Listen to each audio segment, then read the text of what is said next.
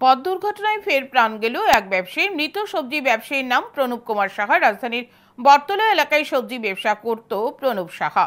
প্রতিদিনের মতো শনিবার সুভাষপল্লী এলাকার বাসিন্দা ব্যবসায়ী প্রণব বাবু অভিযোগ, পথে মডার্ন ক্লাবের সামনে একটি গাড়ি সজোরে ওনাকে ধাক্কা দেয় বলে অভিযোগ। এতে মাটিতে লুটিয়ে পড়েন ব্যবসায়ী।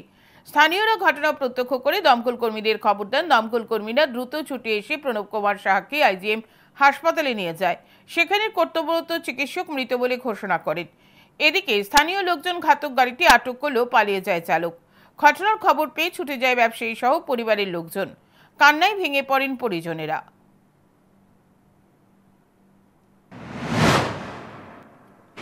ঘটনা ঘুমোতে সকালে বাড়ির থেকে বাজারে জিনিস আবার বলতে আর্টিকা গাড়ি মডার্ন ক্লাবের দিকে ধাক্কা দিচ্ছে আর কি জায়গাতে স্পটে।